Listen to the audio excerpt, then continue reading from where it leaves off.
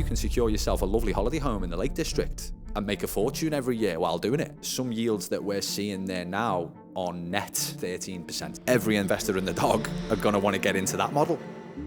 Everyone's talking about cities as investment spots, but what about coastal towns? It's very rare in a city centre that you'll be allowed what's called short-term let permission. Developments have been getting put up in city centres, but they've been applying and successfully being accepted for short-term let permission. So what you'll see in a city centre is that these developments in particular will massively outperform any other development. So we've seen, because of that model, and the yields are in some cases tripled from standard lets, every investor and the dog are gonna want to get into that model. On the back of that, a lot of developers have forward thought, and they've thought, well, if we can adopt the short-term let model in a holiday destination, or let's use the Lake District for example, they can now put a development within these destinations, and they can put it onto Airbnb, put it onto Verbo.com, they can put it onto Booking.com, they can put it onto Expedia, and the demand increase is unprecedented. All of these places are